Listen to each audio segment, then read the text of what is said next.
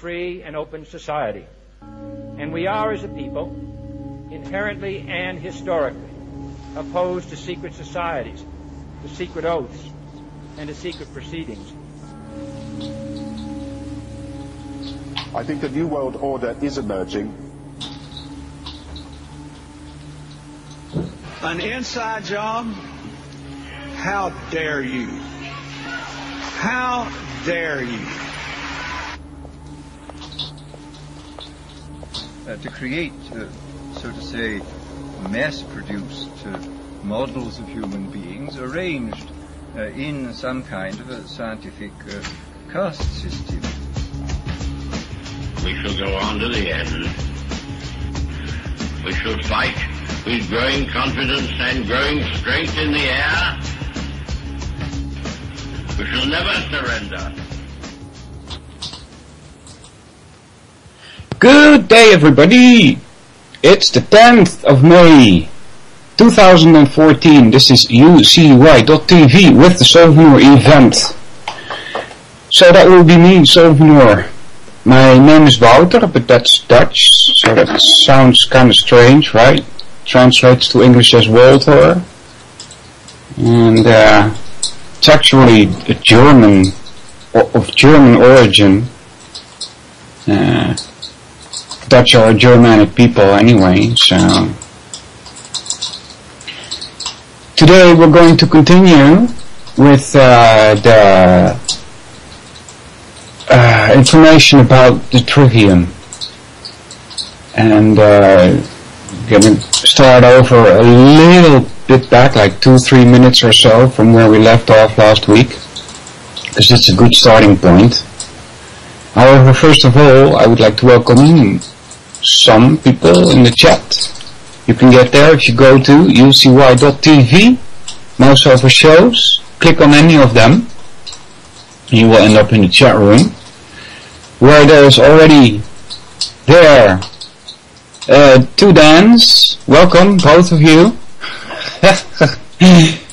And JJ, hey buddy, and a couple of Anons. Welcome. What's up, everybody?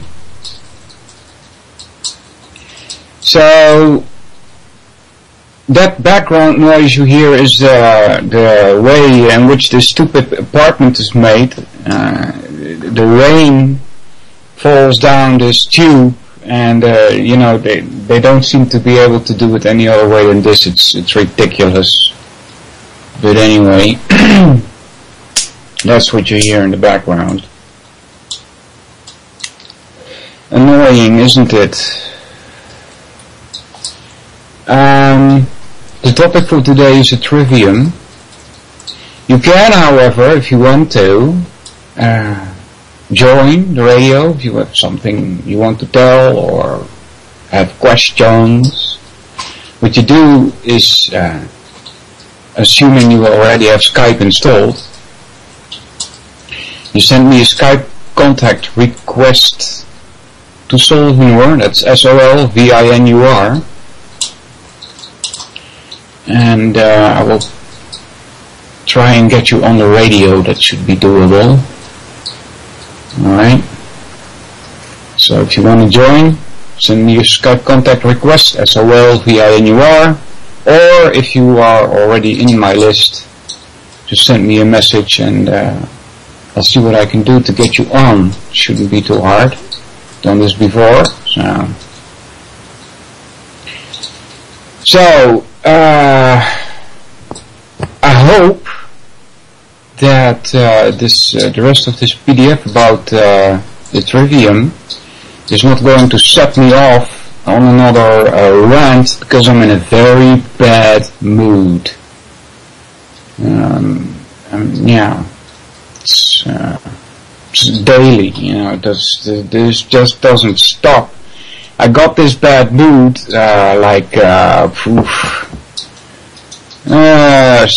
about 7 years ago, something like that, and it's never gone away ever since. I'm in a bad mood every day, and in fact it's getting worse. And why is it getting worse? Because it just doesn't stop. You know, the lies we are being presented with are getting worse day by day. And another thing that bugs me is that when you present people with information, they even refuse to look at it. You know, I could just put these people's faces on the floor or something like that. Rub it in, but you know, it's their unwillingness to look at information presented that is dragging all of us down. So they are at fault as well. That's normal, quote-unquote, normal people, for as far as there are any left. Because, to be honest with you, I don't think there are many people, quote-unquote people, or normal human beings left to begin with. I mean, you belong to the controlling class, or you belong to the class that is controlled. And that's about it. And none of those are really humans, as far as my definition of human being goes. Human being means using your mind.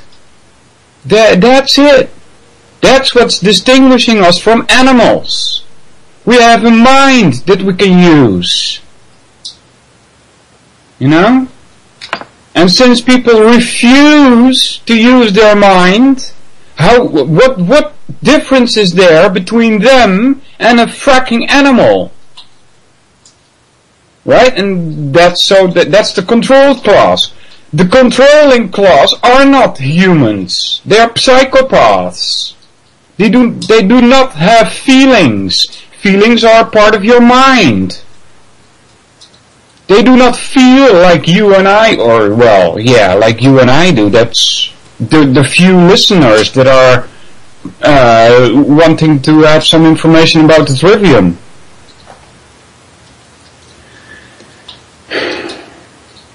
So, like I said, I hope the text doesn't lead me to rant off, because that can take time, and we should be talking about trivium. So, alright, so the trivium is grammar, which is divided into two parts: special grammar and general grammar. Special grammar is about how words relate to one another in a specific language, or how you build sentences, where you put the verb, and things like that. General grammar is something completely different. The best way I've been able to explain general grammar yet is that they are building blocks. The second part is Aristotelian logic, and the third part is also known as rhetoric. These can be understood in other words, which is more like a classical way or even a Christian way. Then it's called, grammar is called knowledge, logic is called understanding, and rhetoric is called wisdom. Alright, so grammar is discovering and ordering facts of reality. I should say grammar, ... Discovering and ordering facts of reality comprises basic systematic knowledge. Not only the rules developed and applied to the ordering of words / concepts for verbal expression and communication, but our first contact with conscious order as such. This is the initial self-conscious technique used in properly organizing a body of knowledge from raw factual data for the purpose of gaining understanding, and thus also organizing the individual human mind. Alright, so the gathering of data for the purpose of gaining understanding is through logic.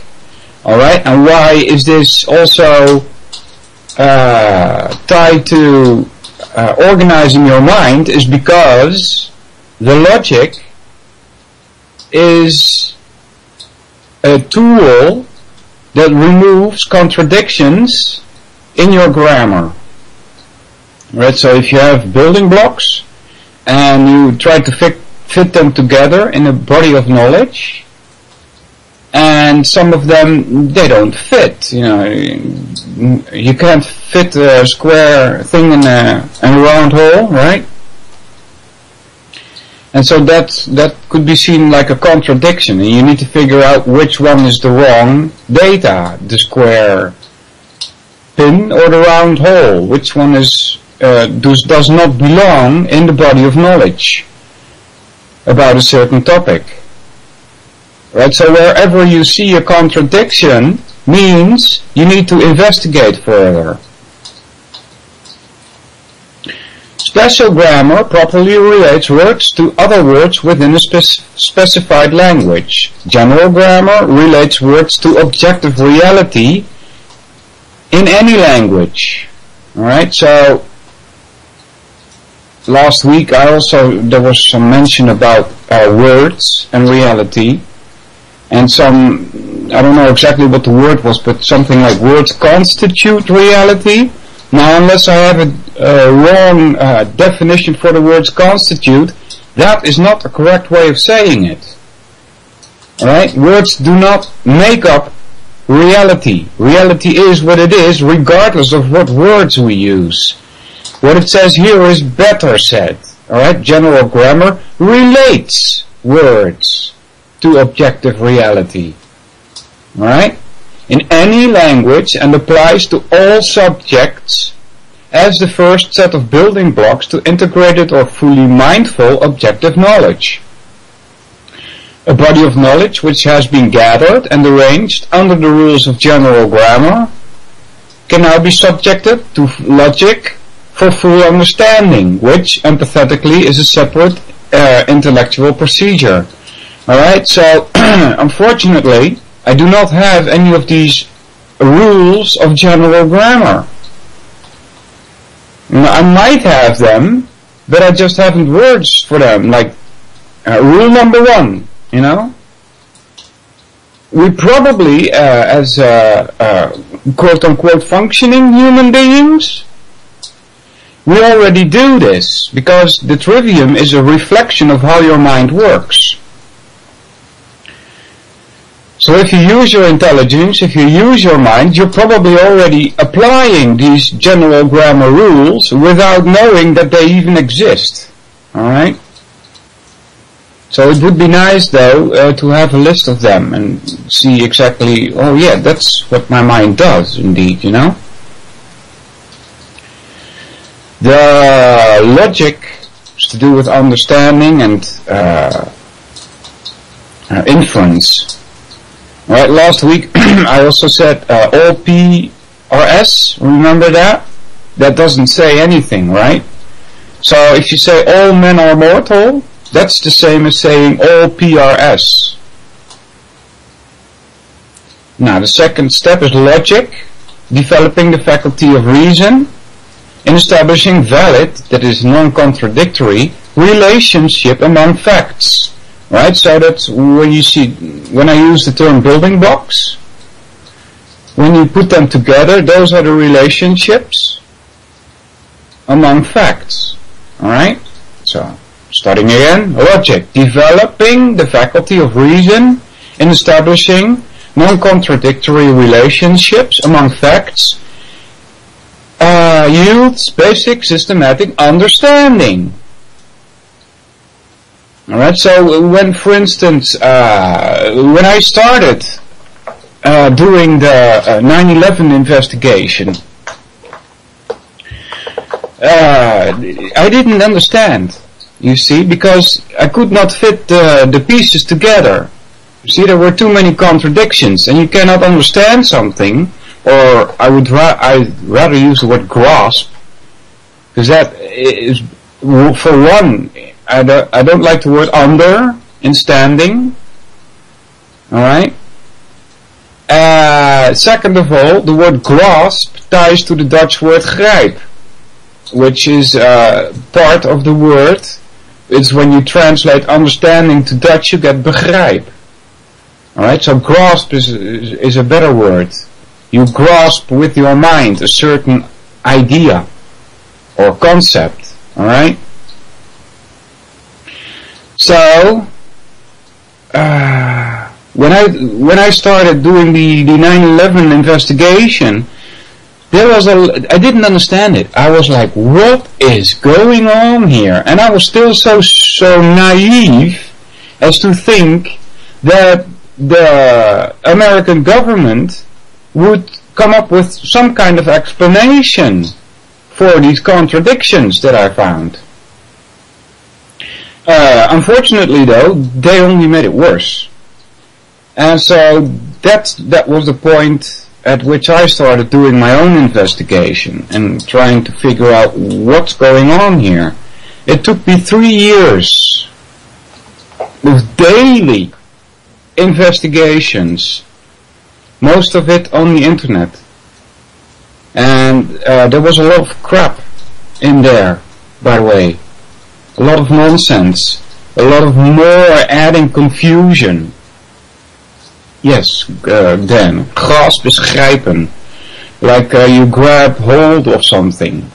See? You grab hold of an idea is to grasp an idea. Alright. Okay, picking this up about logic. It's a guide for thinking correctly, which means thinking without contradiction. More concisely, it is the art of non-contradictory identification. Yeah, that word identification, I should pick up my notes here. And I have something about that. Because it stems from Aristotle and the law of identity.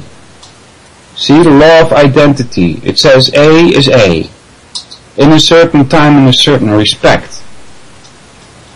Means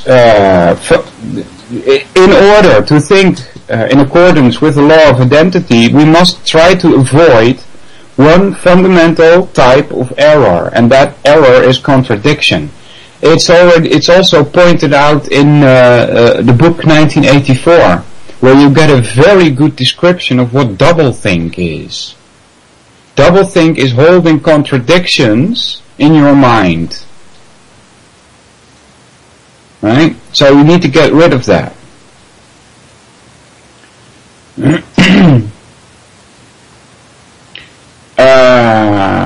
So the one fundamental type of error is contradiction. Something is A and non-A, that would be denying identity.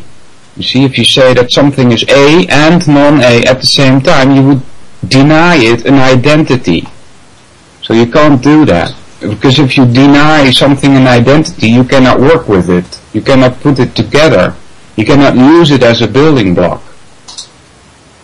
Right, so the law of identity, also known as the law of non-contradiction, is nothing can be A and non-A in the same time and the same respect.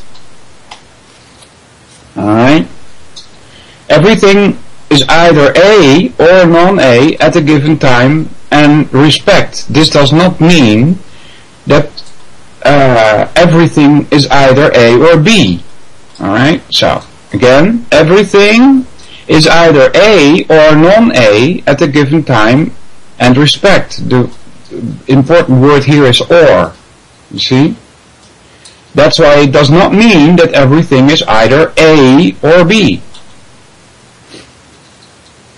Alright.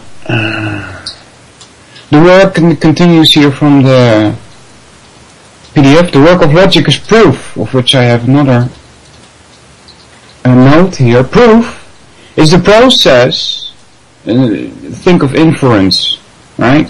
Proof is the process of deriving a conclusion from antecedently known truths. Antecedently just means previously known truths, like all men are mortal, all P is S, alright? That's an antecedently known truth. You know that to be true. All men are mortal. Alright, so proof is the process of deriving a conclusion from antecedently known truths. Alright, so the first one is all men are mortal. Socrates is a man, Socrates is mortal. So there is a process of inference going on from the two premises that you have. All men are mortal and Socrates is a man. Those are two premises. You draw a conclusion. Socrates is mortal. You can also put those in letters. Alright? You can put them in formulas. Those are not mathematical formulas. Right? All PSS does not mean all SRP. So proof is the process of deriving a conclusion from antecedently known truths by reference to and on the basis of the laws of logic, making sure your premises are true. Alright? The print, and there's not another thing here, print, because they're using the word logic here in this definition of proof, right? By reference to and on the basis of the laws of logic. So, principles of logic must be based on the facts of reality. They cannot be open to arbitrary human choice. They must be ontological, which is another word for metaphysical, which means pertaining to reality. Alright? So, principles of logic must be based on the facts of reality. These are principles of logic, not logic itself.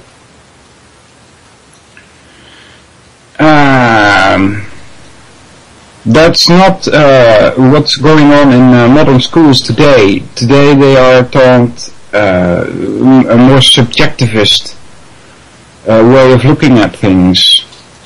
They think that what can be true for you cannot be true for me, and that's impossible. What is true for you is true for everybody else, because there's only one truth. Alright. The work of logic is proof. Proof consists of establishing the truth and validity of a concept or proposition in correspondence with objective factual reality by following a self-consistent chain of higher level thought back down to the foundational primary concepts or axioms. And they give 3 words here: existence, consciousness, and causality. Yeah, those, I think further on in the PDF we'll be discussing these more, so I'll continue where it goes on here. It is a means of keeping us in touch and grounded to objective reality in our search for valid knowledge and understanding. Logic brings the rhythm of the subjective thoughts of the mind and the subsequent actions of the body into harmony with the rhythm of the objective universe. This is the intended tone of the entire letter, to amicably synchronize individual mental processes and their attendant actions with the processes of our surrounding natural factual existence over the period of a lifetime. Pretty difficult, those last sentences. 3 is rhetoric. Applying knowledge, and the word to be emphasized here is applying. Rhetoric, applying knowledge and understanding expressively comprises wisdom. Or, in other words, it is systematically usable knowledge and understanding. To explore and find the proper choice of methods for cogently expressing the conclusions of grammar and logic on a subject in writing and or oral argumentation. The enunciation of these conclusions is called a statement of rationale. The set of instructions deduced from the rationale for the purpose of applications in the real world are called statement of protocols. Alright, another ABC about the trivium. Discovering and arranging knowledge under general grammar. That's A, that's grammar. B, fully understanding that knowledge under formal logic. And C, wisely expressing and using that knowledge and understanding under classical rhetoric. Alright, so I don't know why there's 4 capital letters in this explanation C. Okay, so the first one is wisely. Okay, that I understand. You know, it's the beginning of a sentence, you write with a capital letter. Wisely expressing and using that knowledge, now knowledge is spelled with a capital K, and understanding is spelled with a capital U. Under classical rhetoric are 3 different but interrelated disciplines which yield, when applied as an integrated unit, truth. And truth is spelled with a capital T. Now only the first and the last, well, maybe the second too, but the first and the last I understand you write with a capital T. Because there is only one truth, you can spell it with a capital T. In ancient Indian philosophy they call it absolute truth, but they mingle in a bunch of mumbo-jumbo and mysticism and belief in this absolute truth. But they also write it with a capital T. Alright, knowledge can be written with a capital K if it relates to reality, which is another word for truth.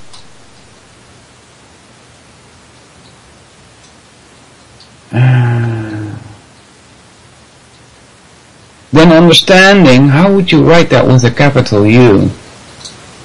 Alright, so normally when you write with capital letters in the middle of a sentence, that's deification.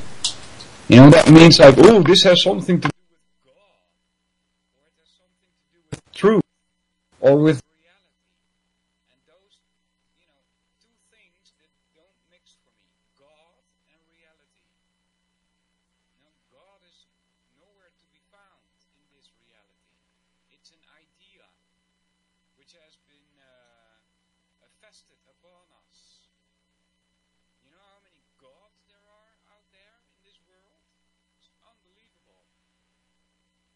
And most of the people that claim to quote-unquote believe in these gods, you know, the whole word believe says it all, right?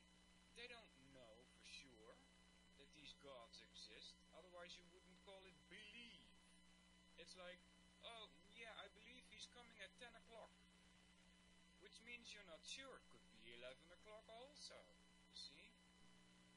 So the whole word believe already gives you a hint as to what's going on. So, understanding, alright? So, grasping. Why would you spell grasping with a capital G? You know, because it relates to reality? I suppose so. That will be the only explanation I got.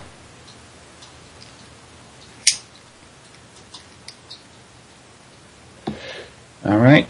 Trivium, and is part of the 7 liberal arts. Tri means 3. Quadrivium. Quad means 4. The quadrivium, which pertains to matter and quantity. The trivium pertains to mind, right? The trivium is about how your mind works.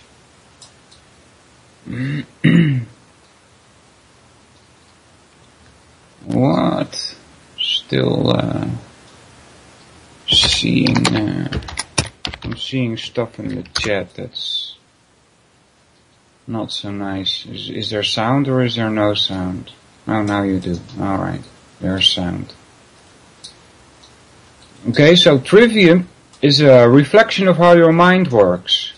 The quadrivium is a reflection of the, I would say, outside. Alright, the matter and the quantity. Trivium is inside, that's your mind. Quadrivium is outside. That which comes into you via your 5 senses. It pertains to matter and quantity. It's one, mathematics, which is number in itself, a pure abstraction that is outside of space and time. Alright, so one is mathematics, number. Two is geometry, number in space. Three is music, or harmonic theory, which is number in time. Four is astronomy, which is number in time and space. Alright, we already did this last week, but I found it important to repeat this. Alright, so we're skipping a little bit and we're moving on to terms, essential terms. They're going to give us short definitions of the terms they are using in this PDF. One is existence. And existence, how would I translate that into Dutch? I would say bestaan. If I translate that back to English, you get something like a standing. Alright? Is that where the word understanding comes into vision here? Strange, huh? If I translate existence back to Dutch, you get bestaan. What is it in German? Besteed. Es besteed. Yeah, I think in German also have the word stand in there. Es besteed, I think. The word state comes to mind. Anyway, existence. Even before I was quote unquote awake, like 7 years ago or so, I was already trying to tear apart words. And this is what I did with this word, existence. Existence. Yeah. I'm not sure. The word stands is in there. You see, stand. There is a link between this word existence and the Dutch word stand. See? It's X, which is out, then is, and then tense. But the S should be used again. X is, XI stands, existence. That which stands outside. Yeah, strange, huh? Anyway, this definition from the PDF goes as follows. Existence, every entity, action, attribute, and relationship that is, was, or ever will be. Alright, so they're mixing in past tense, present, and future. Alright, but as far as I'm concerned, yeah, bestaan. The future doesn't exist yet, so I don't know why this is within their definition of existence. But yeah, then bestaan. That's existence of Deutsch. So the word you're looking at is stay, which is staan, which is tense. See? You see the etymological ties here between the words existence, bestaan, and bestaan. German, Dutch, and English. Alright.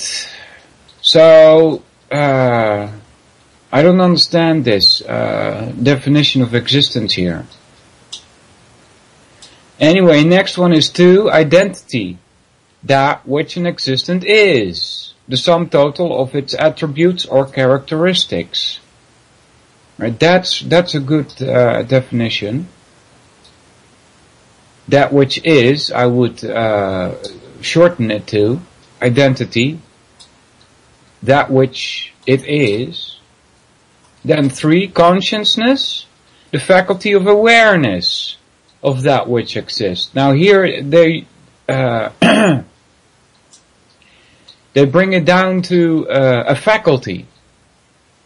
You know, it sounds like a skill, right? But I think it's a bit more than that. The word awareness comes into play here. those two words are synonymous for me. So that's a bad way of putting it. You're not allowed to use synonyms in a definition. To be conscious of something is the same as being aware of something, as far as my definition of the word awareness goes. Alright, awareness. How would that come out in Dutch? Let's see if we can put this in a dictionary. Copy this. Now open an English-Dutch dictionary. Oh my guys, I'm sorry you have to do this while we're live on the radio, but it should give you an example of how you do research, right? English-Dutch dictionary.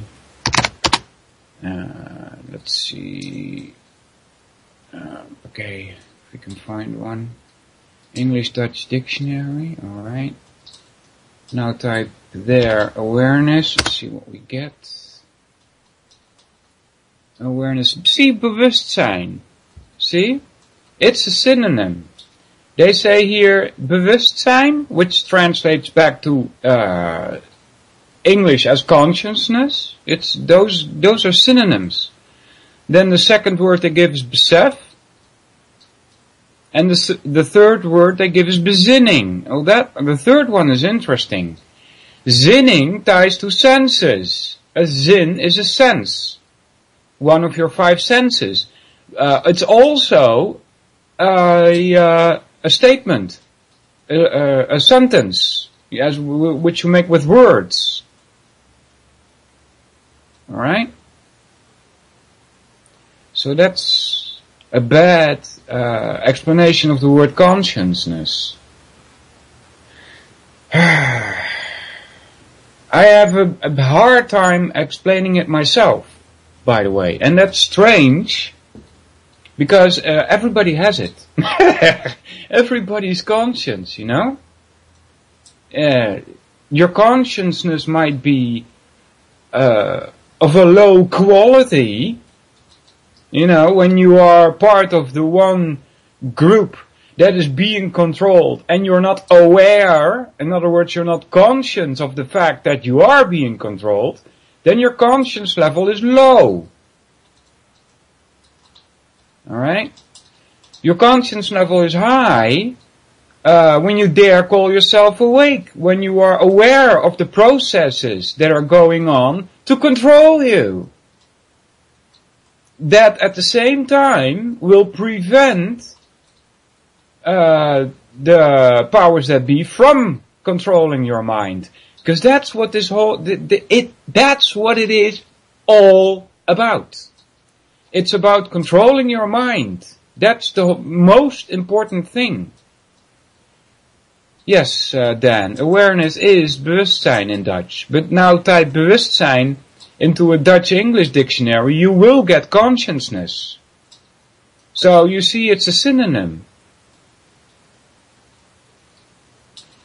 Desert says, how can black holes and precognition exist without a future? Well, that's an interesting question. Yeah. There's one person whose name I don't remember, and he said that somehow, or it was a she actually, it said somehow it seems like the past and the future are chained to the now. Yeah. Strange.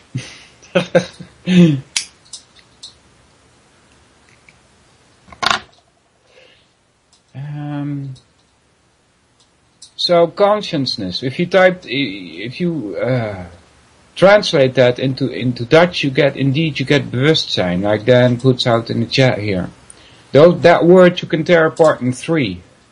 It's the first 2 letters is BE. That's a prefix. The last 3, well, actually 4, but you could say 3. Yeah, it's the same in Deutsch. Bewustzijn, yeah. Bewustzijn, bewustzijn. You guys hear the etymological tie there, right? So, but you can strip that word. You can lose the prefix, which is be. You can lose the zijn or the zijn. That's an affix. I think you guys call it affix. A word that is tied to another word at the end of it. And so you end up with woes. Wust. Wust du das is German. Did you know is it? Wist je dat in Dutch is did you know. So, you know, the word bewustzijn or awareness or consciousness ties to knowing. See, the more you know about reality, the more aware that you are, the higher your consciousness is. Alright, so it's a difficult topic, because we still don't know where it comes from, this whole consciousness thing.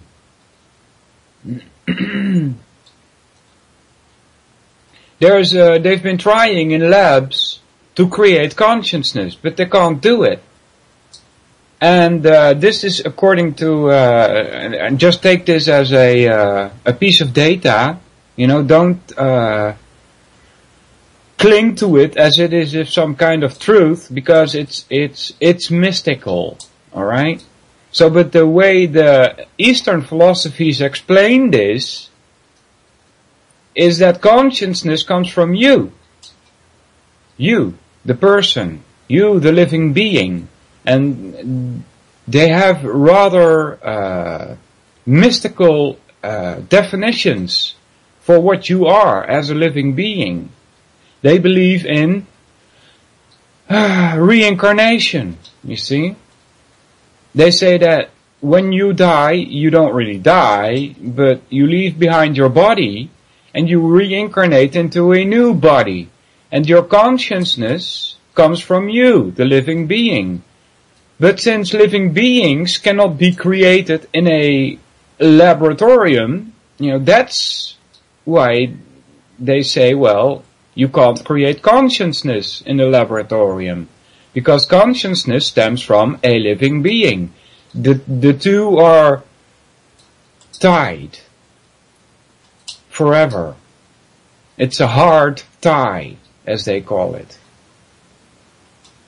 Now, why do I mention this? Because even though I say, well, be careful accepting this as truth, it's the best explanation I've found so far.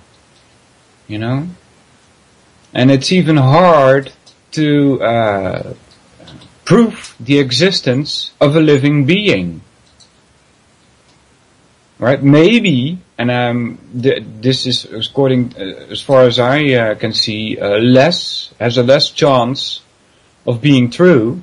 But maybe you are just a mixture of chemicals. Right? Remember the movie The Matrix? They pointed out there as well.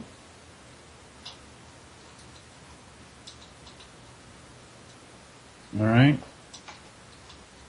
So, consciousness is a difficult topic. It's a difficult topic. They also, in this Eastern philosophy, say that you as a living being have all the same properties that God does, except not in the same quantity. Alright, so that's the New Age stuff. Remember? That's New Age. It's thousands of years old, guys. Thousands of years. This idea that you are, quote unquote, God! You know? They get it from Vedic scriptures, where they say, well, you as an entity are immortal. Which again, that word is a joke. It's I am mortal. Immortal. That's a joke, guys. It's not for nothing. And they say that you as a living being are immovable. Alright, so that's strange, isn't it? Why would that be in these scriptures? That you as a living being are immovable. Alright? They also claim in these scriptures that you as a living being, and they use another word that you use for that is jiva, that's J-I-V-A, where you get the word rejuvenate from. They say that this jiva, or soul, which is another word that they use, cannot be seen. And why cannot not be seen? They say, well, it's too small to be seen. Well, that's convenient, isn't it? When you're trying to claim that something exists, but it cannot be seen, it cannot be because it's too small. Isn't that convenient, huh?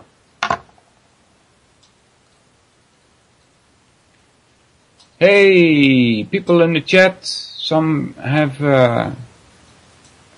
come. Would like to welcome those. Let's see who's in the chat, guys. The two Dans already welcomed. Hunt, hi, what you doing, buddy? Joe Friday, hey, buddy.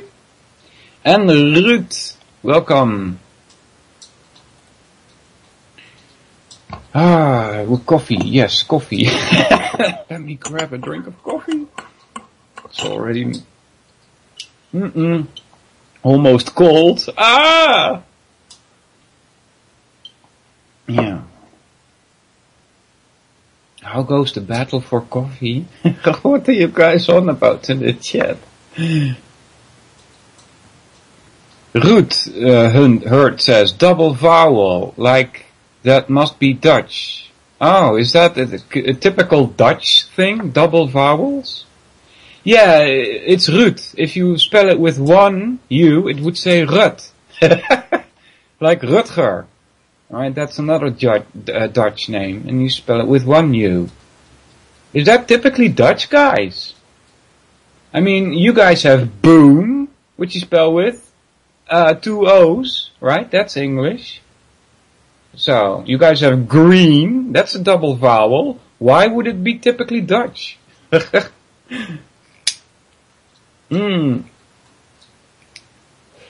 Yeah, Dutch is strange. We have very strange vowels with EU and UE, UI, I mean. Yeah. The IJ, Ruud, by the way, in old Dutch, that would be an epsilon. But they tore those apart and made it IG. But in Old Dutch, it's an epsilon.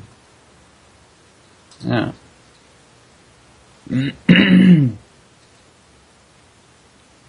Not? Oh well, why not? I mean, even in the word not, you say, hund, you pronounce it like, O, not. But boom is double O, you pronounce it like ooh. So, you know, it's not the same, you see. Yeah. This is, talk about language, right? Yeah. Linguistics. Both Dutch and English are Indo-German languages. So it's not so strange that there are similarities there.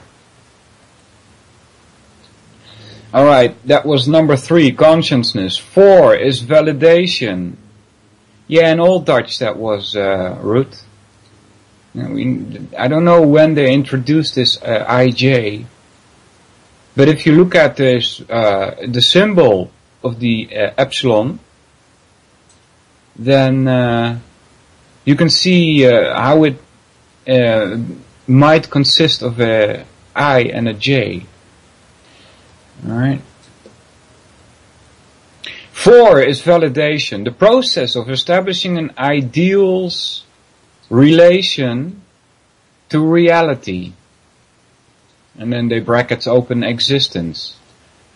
So is existence the same as reality then? that which is real, that which exists. Those two are the same for me, indeed. Alright, that which is real, that which exists, those are two the same things.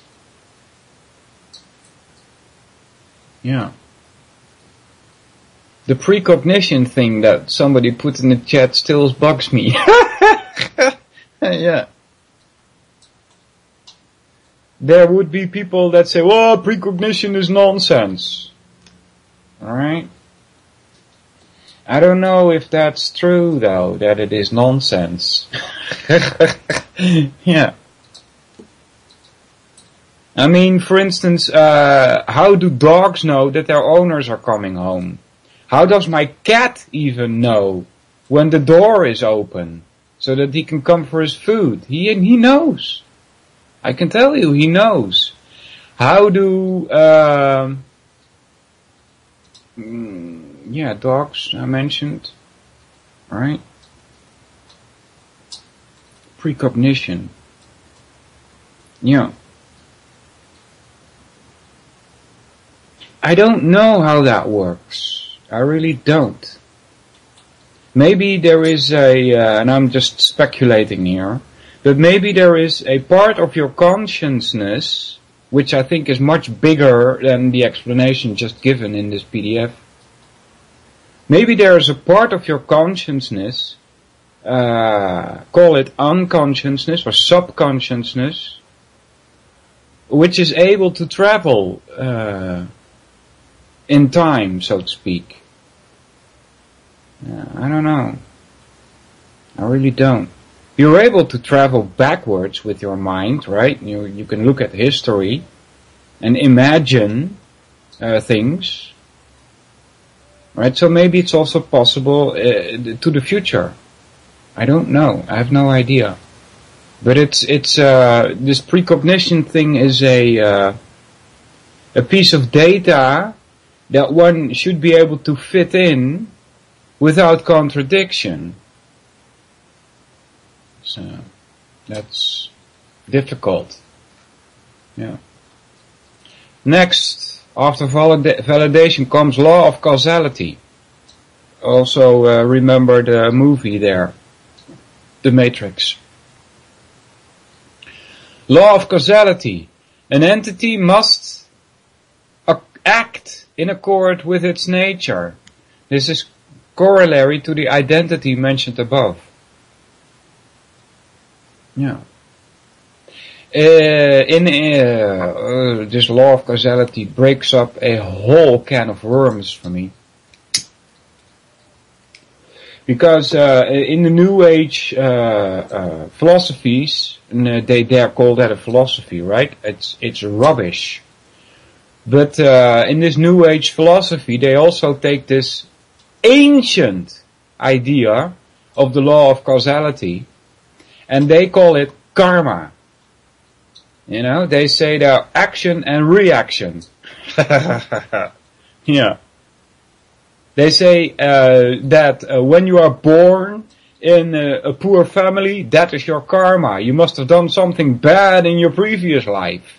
That's how they look at karma. It's a control system to make people believe that the place they are born in is the place where they will spend the rest of their lives in. It's a control system. They want you to believe in karma. The word karma translates to English as action. So you see how it ties to law of causality, right? The law of causality we should understand when, if we ever get to it, we probably will.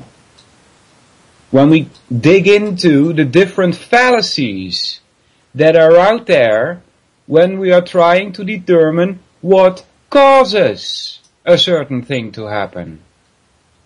Alright? Now we continue here from the PDF. Logic, the art of non-contradictory identification.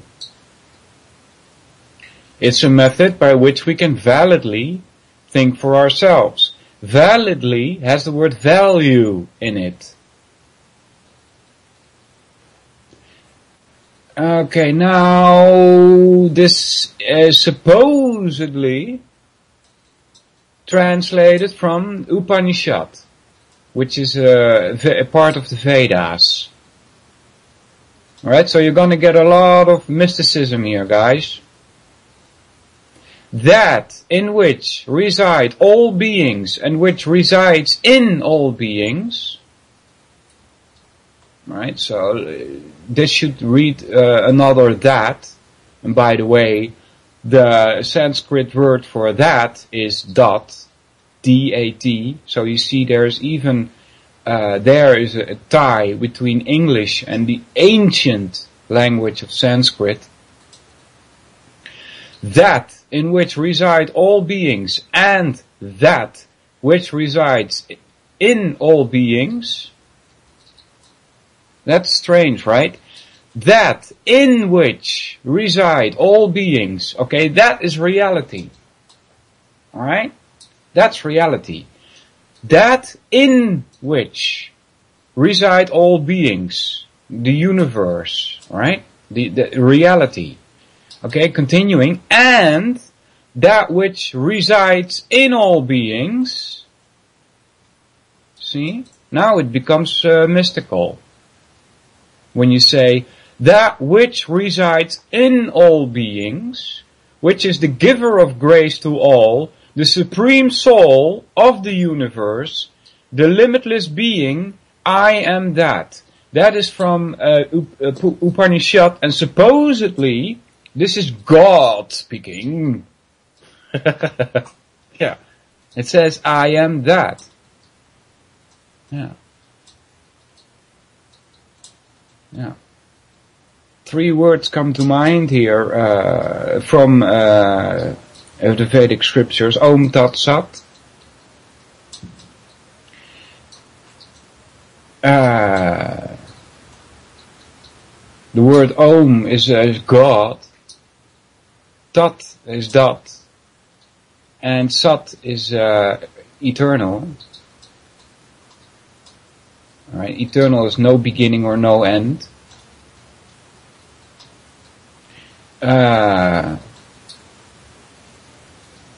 They try to give a bad explanation for no beginning and no end in the stupid movie philosophers, where they say, well, imagine a monkey typing and all typing till the end of time, and at some point he's going to produce a masterpiece of a play, right? That's why they try to make you think of endless. A better way to try and get a grasp of that is imagine a circle. Start running on the circle till you reach the end. Alright, that's a better way. So, but you see that these Upanishads, they are mystical. They talk about supreme soul. That is God. Alright? And supposedly, this supreme soul is in you. You see where they get the idea from? That you are God, these new age mumbo jumbo. Now here's another one from the Bhagavad Gita, and I've seen better translations of this verse, because I had to figure out what verse it was in the previous broadcast I did on this PDF. It says here, there are those who discern through the eye of knowledge that there is only the field and the awareness of the field. Alright? Strange, right? There are those who discern. With that, you mean, they mean, the people who know truth. Alright? Though there are those who discern through the eye of knowledge, that's your mind. Okay, eye of knowledge is your mind. That there is only the field, and they capitalize the word field here, and the awareness of the field. When you go look at translations from, and unfortunately I don't speak Sanskrit, so I cannot validate any of this stuff. But if you go look at translations for the word field,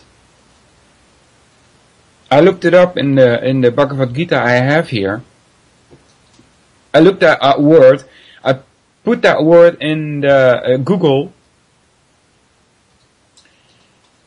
and you get the translation body.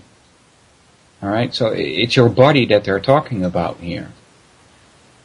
Alright, so it reads, there are those who discern through the eye of knowledge that there is only the body and the awareness of the body.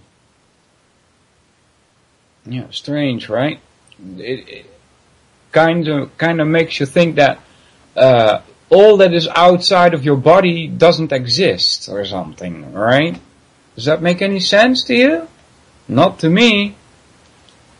That would be contradictory, because if I say there's only the body and the awareness of the body, what about your body? You're not in my body. You know, that's contradictory.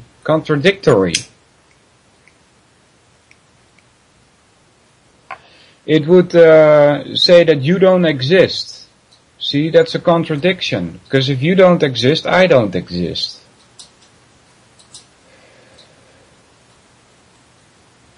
More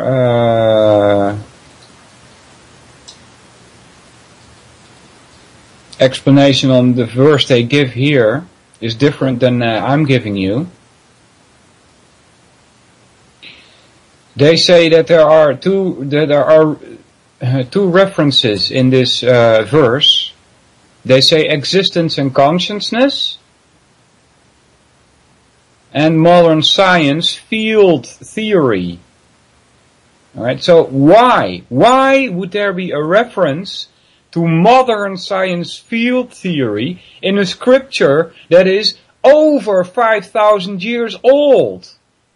When they were walking around with clubs and spears in bear hides.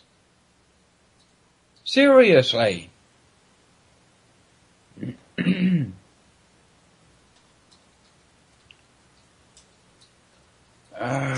Here's another mystical one from this PDF.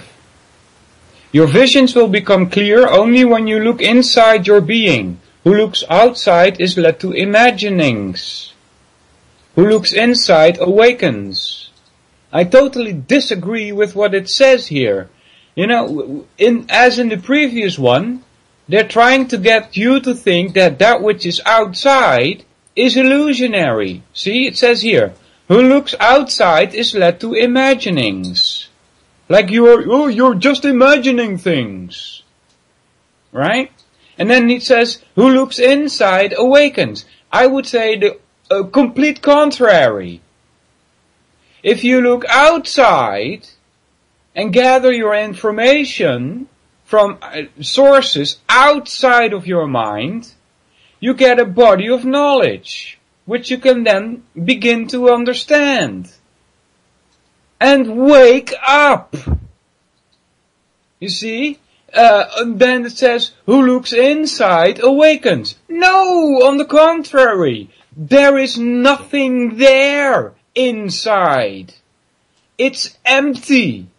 That's why they claim that your soul cannot be measured, because it's too small to be seen. Because it's not there. There's nothing there. Another way of putting this is there is no thing there. Putting the word nothing in a different context. There is no thing there. C.G. Jung Do not slavishly accept pre-digested thoughts. Learn to think for yourself. This is why a friend of mine, I came into contact with him 25 years ago.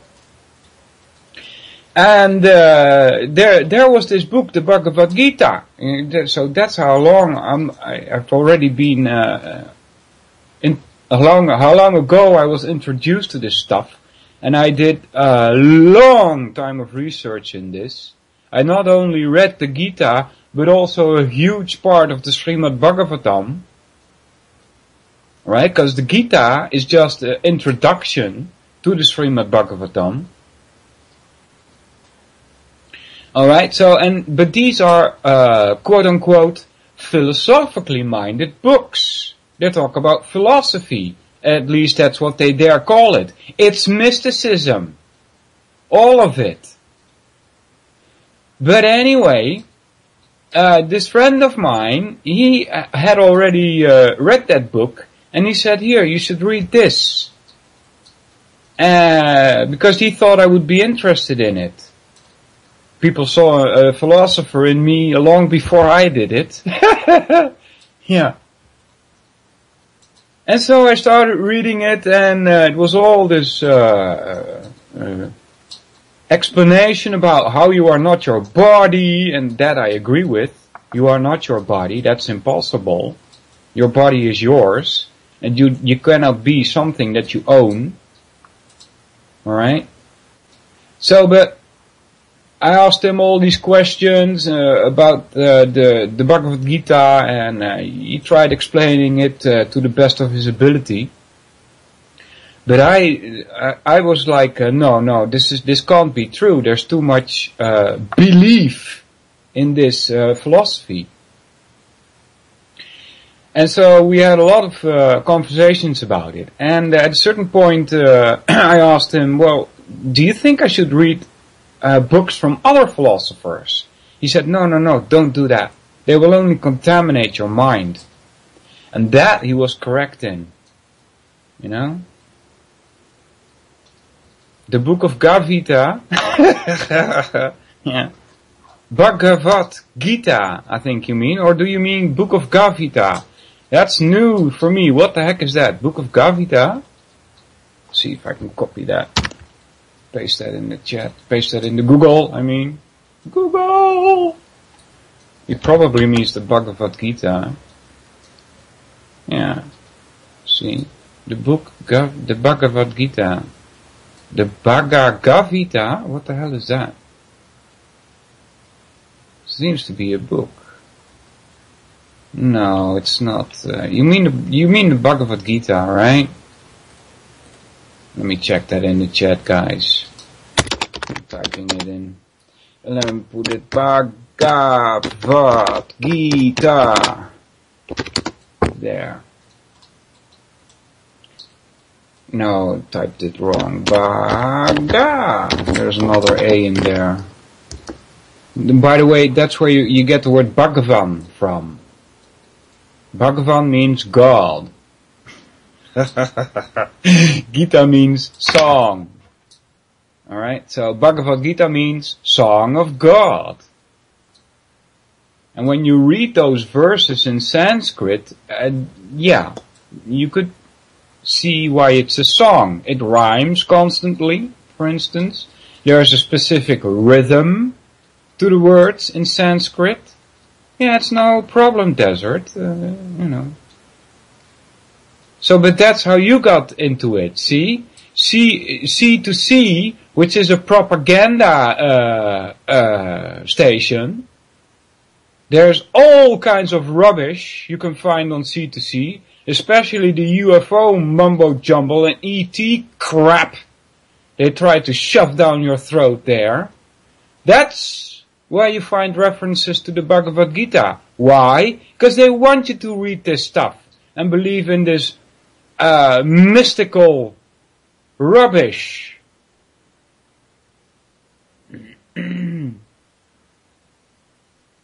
Yeah, see, Joe Friday? Meaning the song of Bhagavan. Bhagavan is God, alright? also often referred to, it's in the chat here, as simply the Gita. That's correct. It's a 700 verse scripture that is part of the Hindu epic Mahabharata. Yeah. That is a story, Joe. The Mahabharata is a story, alright? The Vedas are a written down version of all the knowledge that the Indians had available to them. The Mahabharata is part of the Vedas. You can find the story of Mahabharata in the Vedas. Mahabharata means big Bharata. Bharata was a king. Alright, so now you know a little bit more about that.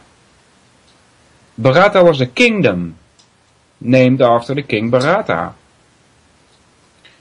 Maha means big or great. Alright, great soul, Mahatma Gandhi, you see? I think he's a traitor as well, by the way. I mean, he united India. That's not a good thing, that's a bad thing. It's like a European Union, you see? It's the same thing. He's a traitor.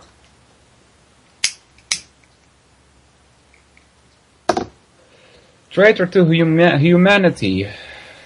You guys are thinking like, how can you say Mahatma Gandhi is a traitor to humanity? Yeah, wake up guys, seriously.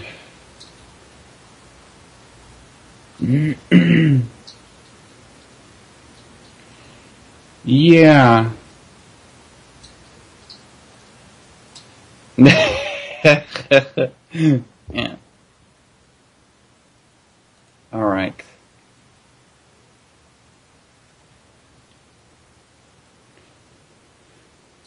Sanskrit, yeah. Somebody says in the chat, we should learn Sanskrit. Yeah. Well, that's tough to do, because the people that know Sanskrit can be tainted. Why? Because everything that is written in Sanskrit, a lot of it is, not all of it, like their medical portion of it, for instance, it's not so mystical. But the ones that are pointed to a lot is the Bhagavad Gita, and that is a mystical story. It's a mythical and mystical story. And because it is mystical, you cannot trust these translations, because they will try to push you in a certain direction with these translations. Do you know how many different versions of the Bhagavad Gita there are? There are many different translations. Why is that? How can there be so much discrepancies between these different translations? Because in one Bhagavad Gita, you will, at the first sentence of every verse goes, and God says. Right? And in another translation, most of the verses start with, and the person says. Alright, so why is it in one case it's just a man, and in other cases it's God? You see? Why you cannot trust these translations? And therefore it is very hard for you to learn Sanskrit? Because you don't know which translations to trust?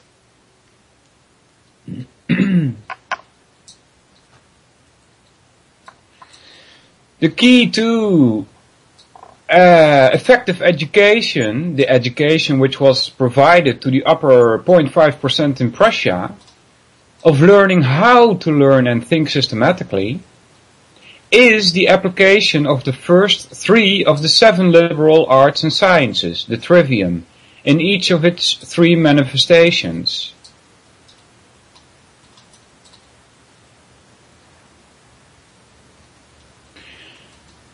The subjects of the trivium The threefold method reflects the natural human psychology for assimilating knowledge. A. Rules of grammar, which concisely organize a body of knowledge. B. Rules of formal logic, which to produce understanding by finding non-contradictory relationships, eliminating contradictions, within that body of knowledge, and to objective reality, in which there are no contradictions. Yeah, that's correct. In reality there are no contradictions, just as in nature there are no contradictions. Jan Irvin put this very nicely. He is against all this so-called science regarding what's it called again? I'm losing words from my vocabulary, guys. This is bad. My mind's not functioning as it should.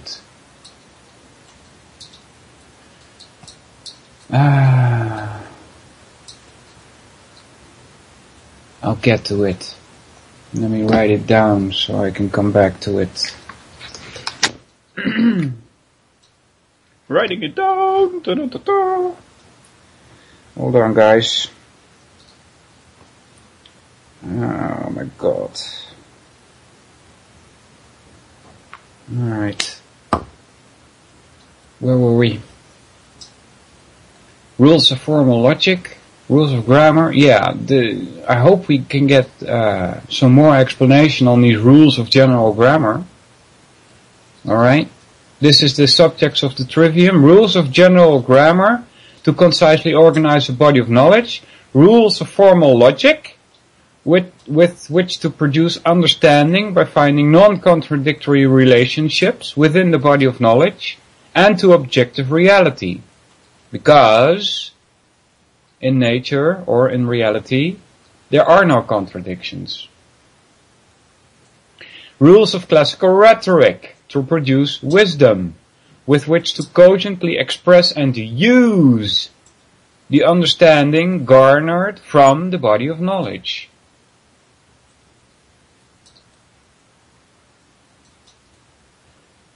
Alright. Here's another one which reminds me of somebody that you guys should look into. What's his name again? Oh, you guys, I'm so bad with names. I hope he's still alive, by the way, because he was doing pretty bad with his health situation. John Taylor Gatto. Alright, John Taylor Gatto. That's G-A-T-T-O. The best way to learn is to teach. That's a sentence here in this PDF, which reminds me of him. If you think you understand something, you should be able to write it down. And if you have trouble writing it down, then you don't understand it. If you think you know something, you should be able to explain it to somebody else. If you have trouble explaining it to somebody else, there's something wrong with your own understanding. Okay?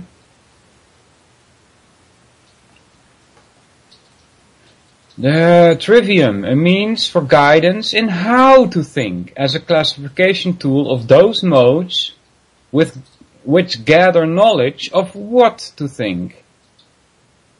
That's a difficult sentence, I don't really understand. The trivium, brackets open, a means for guidance in how to think, brackets closed, as a classification tool of those modes which gather knowledge of what to think. How is a mode gathering knowledge? I don't get this.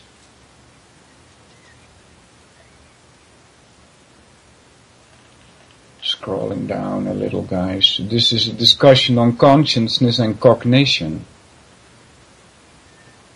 Cognition has to do with knowledge. Consciousness has to do with knowledge.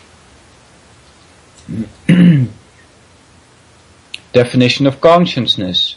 The mental Okay, so they think it's something to do with your mind.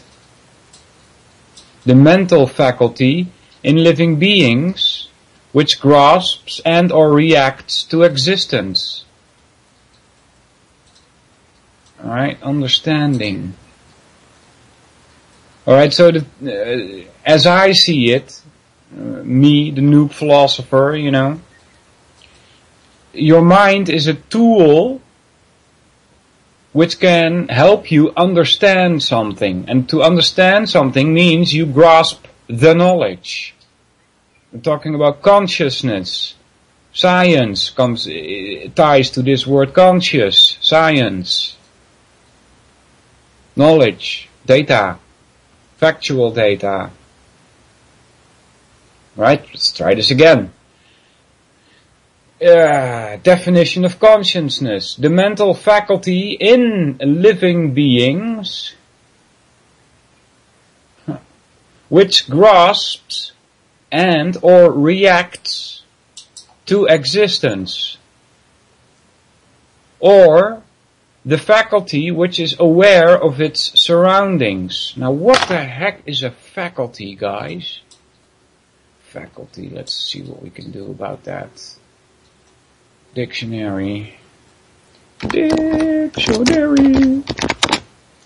English. Dictionary, here we go. Type in the word. Faculty. Faculty, 1. An ability, a natural or acquired, for a particular kind of action. That's 1. Okay, so it's an ability, they say. Okay, so if we translated that into this definition here, or the ability which is aware, okay, that doesn't jive, guys. An ability is not aware. You are aware. There's nothing else that can be aware but you. You see? This doesn't make sense to me. How about the second one? Faculty, 2. One of the powers of the mind, as memory, reason, or speech. Alright, so it's one of the powers of the mind. Alright, so then, or the power of the mind, which is aware of its surroundings. No! Doesn't jive. Only you are aware of your surroundings. 3. An inherent capability of the body. The faculties of sight and hearing, those are your senses. Your senses are not aware, your senses are the tools that lead you to awareness. 4. Exceptional ability or aptitude. Another definition of faculty, another explanation of faculty, education. A. The entire teaching and administrative force of a university, college or school. Yeah, that's a good explanation, but doesn't fit in this sentence. B. One of the departments of learning, as theology, medicine or law in a university.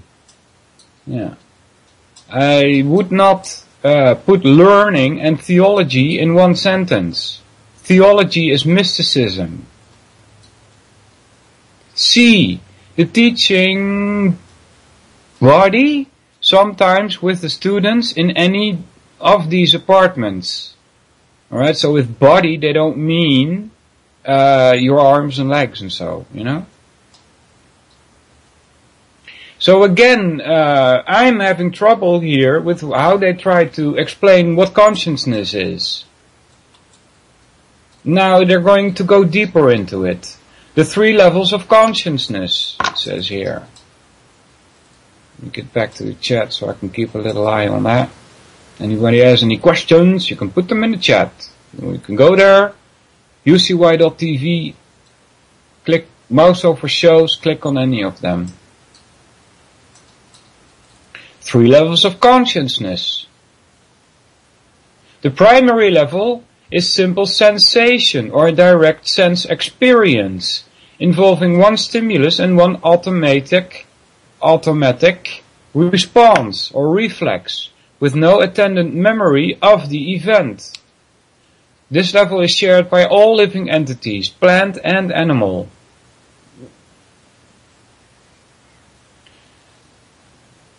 Yeah.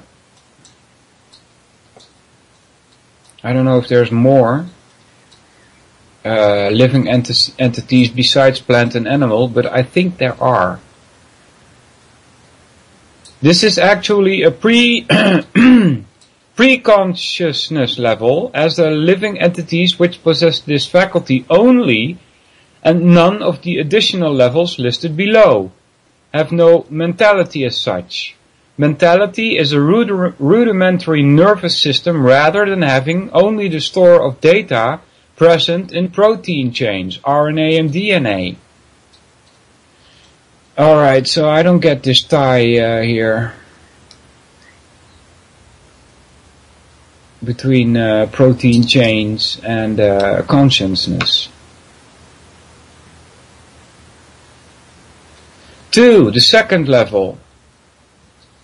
That of the percept. Is it like perceiving? Does it have to do with perceiving or what?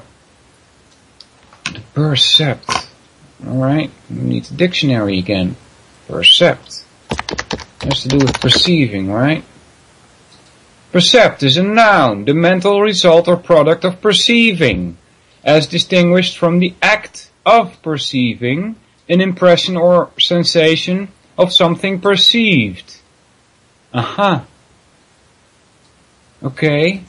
So it's a thing that is perceived. An object of perception. Okay. The second level, that of percept, involves the addition of memory, which does reside in a mentally, a nervous system including the brain. Where do you get this claim from? Point me to some region in the brain and say, this is where your memory is stored. You can't do it. It doesn't work like that.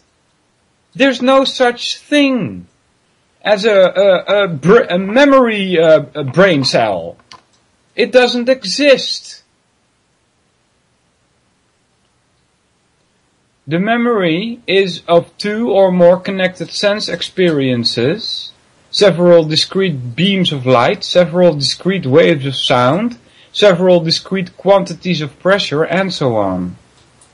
Those are your senses, eyes, ears, feel, you know. Acting on appropriately receptive sense organ, that form an automatic unit or cognition of impressions such as light, hearing, touch, taste, or smell. These are your tools. This is nothing to do with consciousness. These are just the tools with which you enrich your consciousness.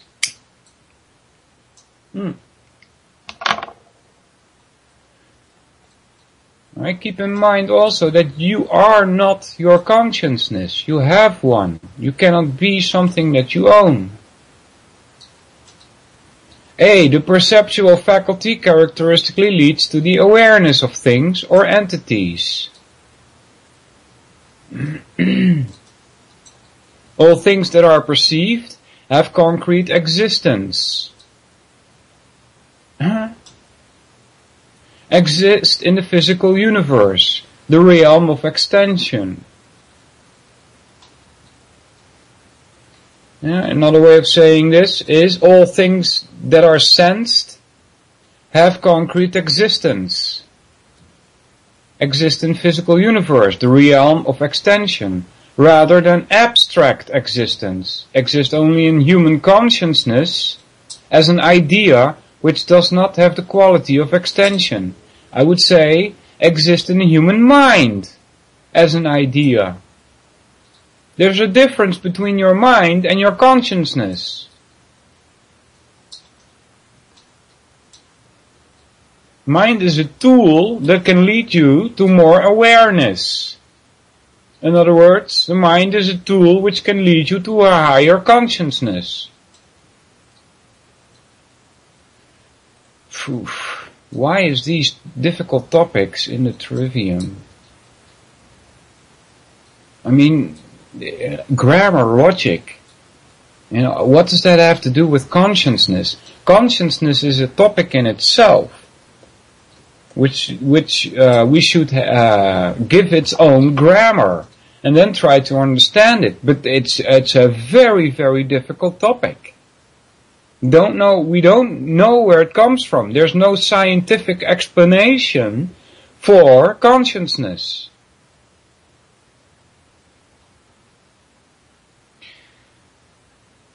The perceptual is an automatic function.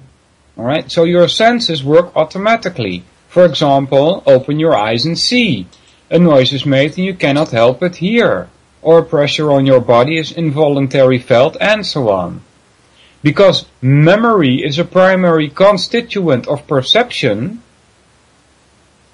the rudimentary learning, or the integration of past experiences through trial and error, is present at this stage. Alright? This level is shared by the so-called higher animals. The so-called higher animals. With man. Yeah. The third level is conceptual.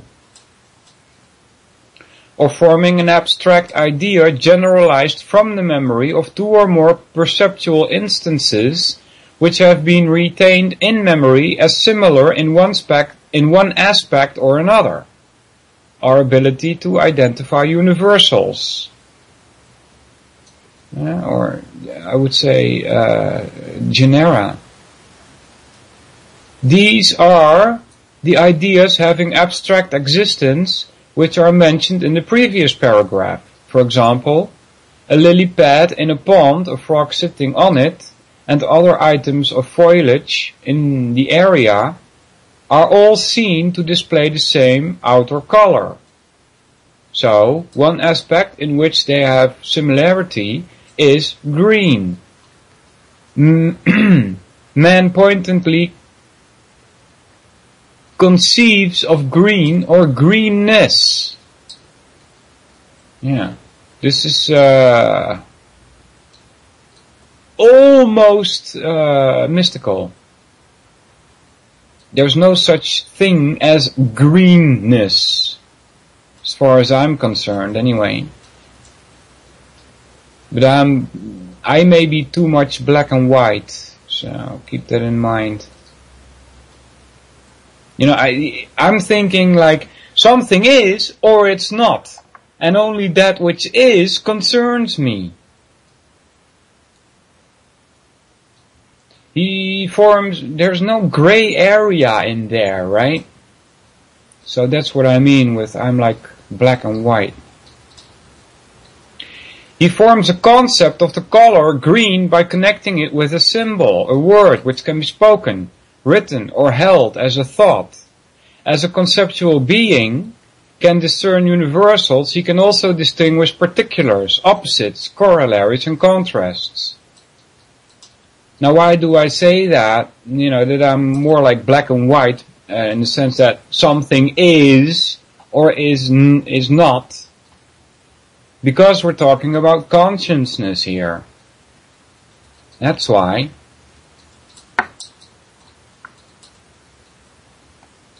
Another example. We have observed that the predatory animals, which have been man's companion through his tenure on Earth, always have and still do hunt for their food. Man, who previously hunted and gathered exclusively, has over the period of time discovered the controlled means to raise his food by having the capacity to establish and act upon the complex concept of agriculture. Yeah. We are still predators, guys. Humans are predators. There's no going around it. We have two eyes front. That makes you a predator. Prey have eyes to the side, like fish, for instance. And they need to be able to look both ways to see a predator coming, you see. A predator has eyes front, which gives him the ability to see in a distance and compare distances. He kind of is able to make a 3D picture and be able to judge how far to throw a stone, with what force to throw a stone or a spear. You see? That's predatory. How far to jump. That's predatory.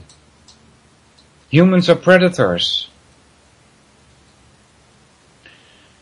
A concept is not simply a word, but a corollary representative of everything, attribute, action, and relationship for which it stands. Right? So a concept has a relationship to reality. Said another way, but in the same sequence, a word concept is either a noun, adjective, verb, or prepositional phrase.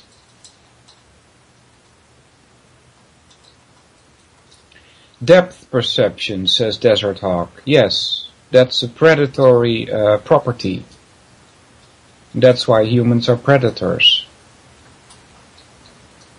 The basic power in the attribute is to abstractly integrate from percepts, such as fashioning the primary tools of the mind, descriptive words concepts, example given green, without which reasoned thinking cannot occur. That is, we identify and observe things, attributes, etc. with symbols like letters, numbers, hieroglyphs, gestures, organized sounds, and so forth. It must be emphasized that words are used not only for communication, but also for the process of rational thought. Yeah, I would agree with that. Conceptual thinking requires words. Yeah, that's why I say language is the prison within which we can not only express ourselves, but also understand the reality. The greater power is the ability to build other concepts from previously established concepts. In other words, to garner further abstractions from abstractions themselves, such as forming the high-level abstraction of agriculture, as including the lower-level constituents of raising food, namely agronomy and animal husbandry. Agronomy. What the heck is agronomy? Agronomy. Agronomy is a noun, the science of soil management. Aha. And the production of field crops. The word agronomy has like A and then grown. G-R-O-N. If you put a U and a D in there, you got ground. Alright? Science of soil management. Alright, where were we? Hold on, let me click this back. Where were we, guys? This is the same process in which the higher level concept of furniture encompasses the lower concepts of chair, table, beds, etc. Yeah, that's why I look it up in a dictionary, Jax. This is this, who did that? Another way this greater power is applied is in connection concepts from connecting concepts to form sentences. Sentences to form paragraphs, and paragraphs to form fully integrated literary or mathematical discourses.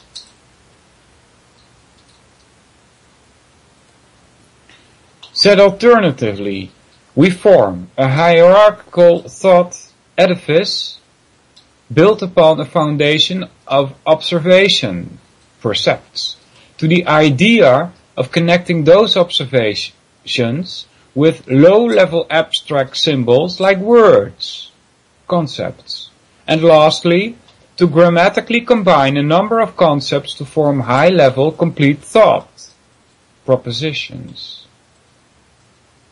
Through concentrated mental imaginary, no, not imaginary.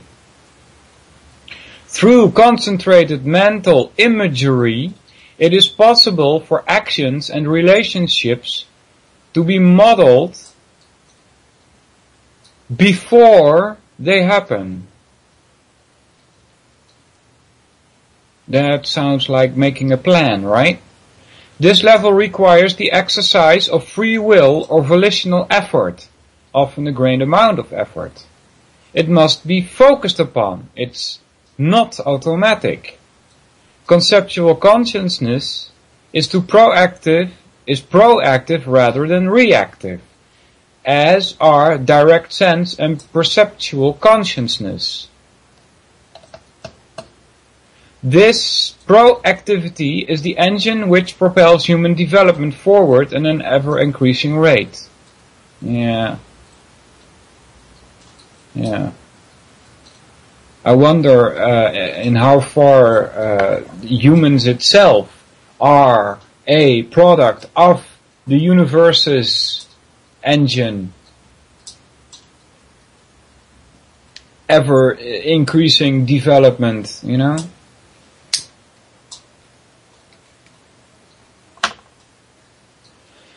The conceptual faculty characteristically leads to self-awareness, or consciousness of one's own consciousness. Yeah, that's a thing that apparently sets apart certain living beings from other living beings. The fact that you are aware that you have a consciousness. Yeah. How else do you put that, right? Self-awareness. You can test that with mirrors. You know, when you put a cat in front of a mirror, he thinks he sees another cat. He doesn't recognize himself. The name for humans in the discipline of anthropology is Homo sapiens sapiens. The sapiens sapiens in the classification refers to a being aware of itself.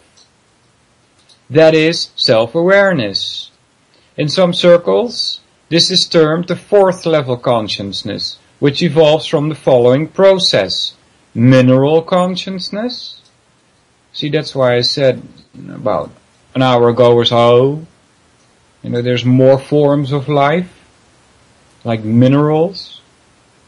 Mineral consciousness is the first step. 2, vegetable, plant consciousness. 3, animal. And bicameral, what the heck is that? Copy. Dictionary, paste that there. Bicameral, adjective. What? The explanation I get here is government? Huh? Having 2 branches, chamber or houses, as a legislative body. Origin is from Latin. Chamber, bicameral, 2 chambers.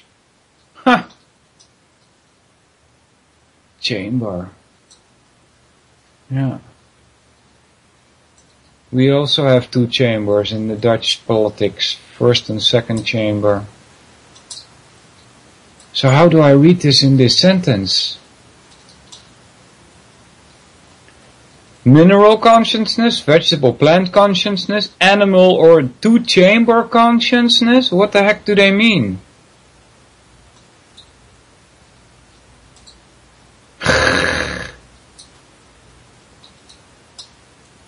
What the heck do they mean? I'm not sure. I don't know, guys. And presently to 4, self-consciousness. Speculation is that the level yet to come is 5, unitary cosmic consciousness. Or at times in the Western tradition, Christ consciousness. Yeah, that's the word Christ consciousness comes from, again, ancient Indian, mystical, Krishna consciousness.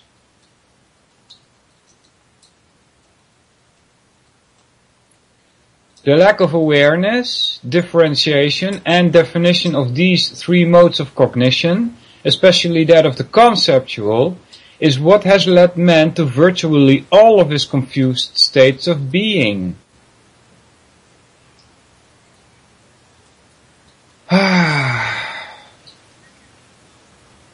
So let's try this again. The lack of awareness. Yeah, the lack of awareness. And that is something that every person is responsible for themselves. You cannot fault somebody else for your lack of awareness. It's your own fracking fault that you are not aware that you are being controlled. The lack of awareness, differentiation, and definition of these three modes of cognition. Alright, so how do I read this? The lack of definition of these three modes of cognition? Is it, what does he mean here? I don't understand. The lack of awareness, differentiation, and definition of these three modes of cognition, especially that of the conceptual, is what has led man to virtually all of his confused states of being. Yeah.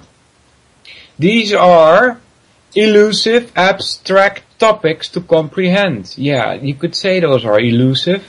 Indeed. Here are some restatements of what was presented above, which might help bring clarification. Awesome. Perception. Brackets open. Observation. The use of our 5 instruments of knowledge, our senses. Yeah? Is the basic state of human cognition.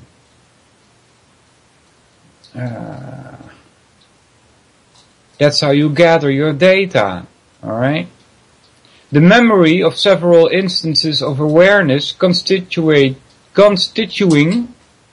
experience, and finally the ability to learn or associate through memory from experience. So that's all under perception. Conception involves thinking or creating associations themselves by symbolizing experiences and consolidating or integrating these associations in various novel combinations which have never been experienced as such. Whoa, that's a difficult one. Reason. Brackets open, rationality, brackets close. The faculty which integrates our perceptions, data provided by our senses, by means of forming conceptions. This raises our knowledge from the perceptual level, which we share with the animals, to the conceptual level, which we alone have been observed to have attained. The method which reason employs in this process is the integrated trivium. Alright, let's try that again.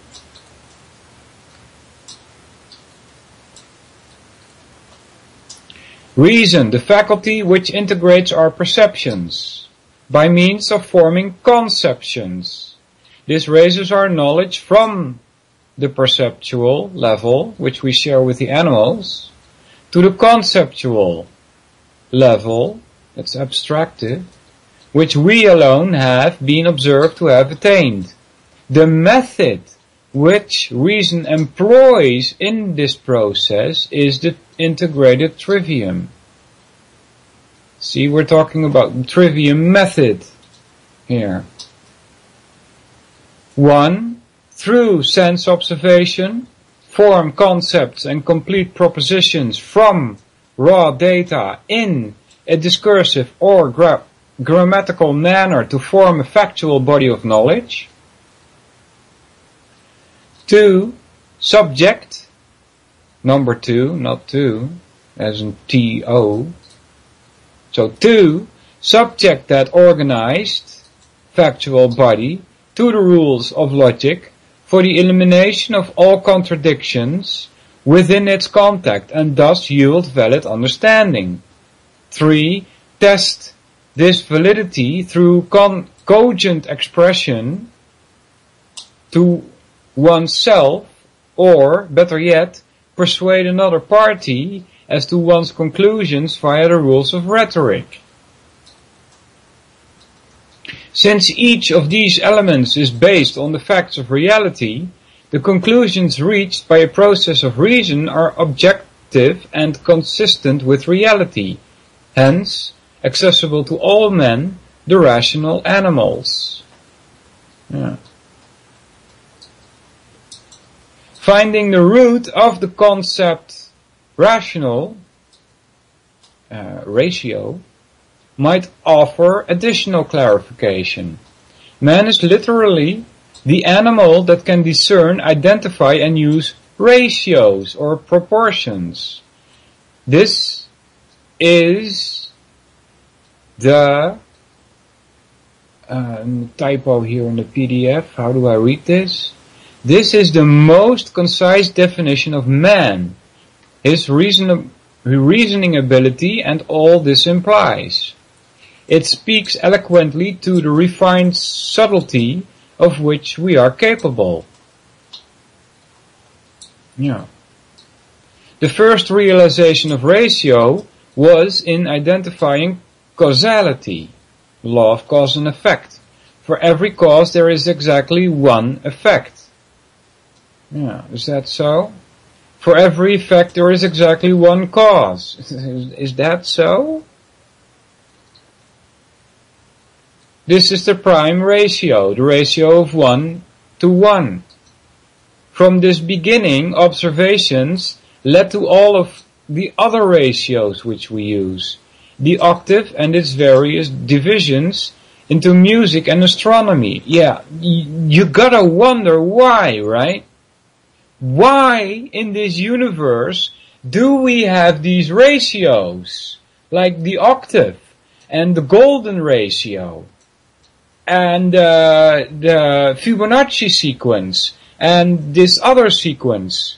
I'll give you this other sequence. I've got to write it down so I can give it to you from the start. It starts with 2, then 1, then 3, then 4, then 7, then 11, then 18, and so on. Alright, I don't remember this name. But this is a variant of the Fibonacci sequence. It's 2, 1, 3, 4, 7, 11, 18, and so on. These ratios can be found in nature. Why? How come? How can this be? Why is it not random? That's what the scientists claim, right? It's just a coincidence. Well, if it's a coincidence, you would expect more randomness in reality. But that's not the case. It's all planned out very well, it seems, using all these ratios, even within planetary systems.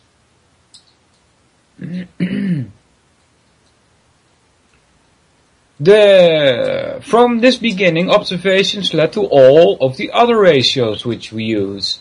The octave and its various divisions in music and astronomy, the ratios of pi and phi, the Pythagorean theorem and Fibonacci sequence in science, engineering, and the plastic arts, and so on. What the heck are plastic arts? Alright.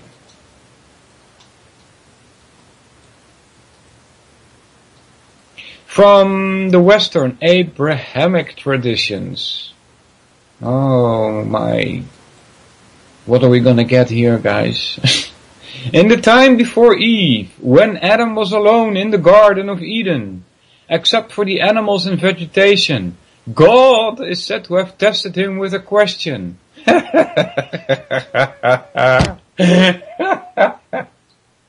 Yeah. I love tearing down this nonsense, right?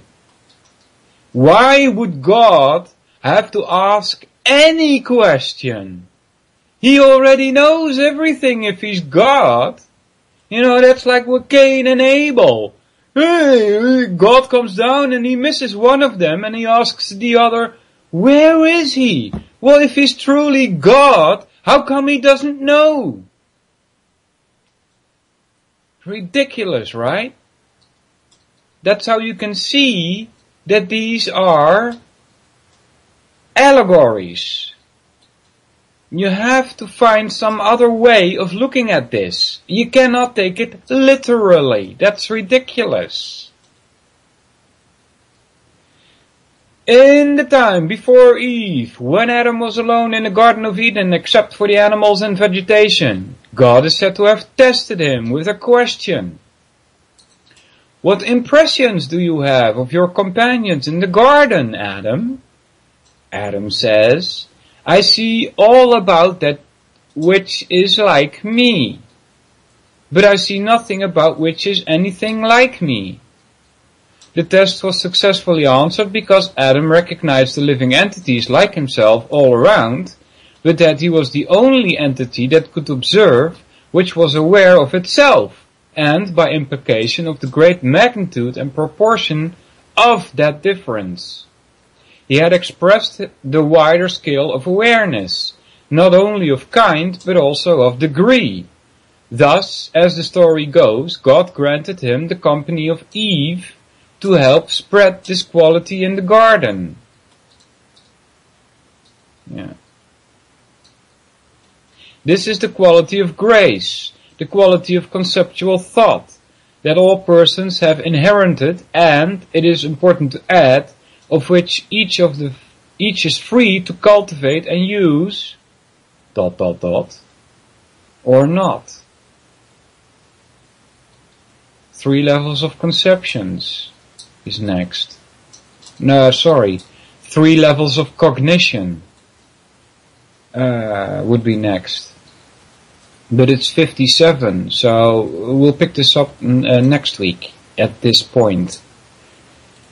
And I'm going to check a little from the chat. Whee! Some people there. Thanks, everybody, for coming along. Dan 10 EC, Dan Cooper, Jax, JJ, and Joe, and Ruud, and Two Anons. Thanks for coming, y'all.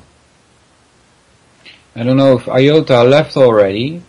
She made a comment a while ago. So don't trust Hindus. No, that's not what I said, is it?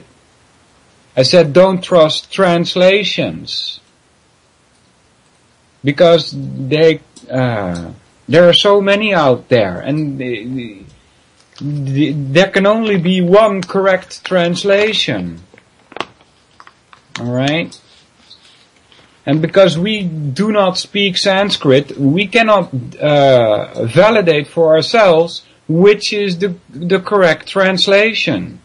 So I did not say don't trust Hindus, because Hindus are just as deceived as Christians or Catholics or Muslims or whatever religion you want to denote there.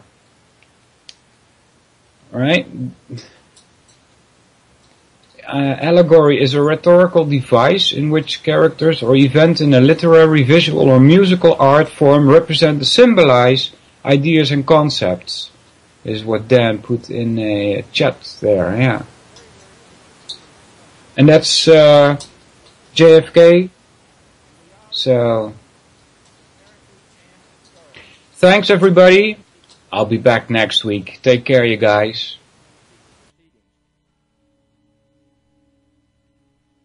I think a new world order is emerging. An inside job? How dare you? How dare you? To create, so to say, mass-produced models of human beings arranged in some kind of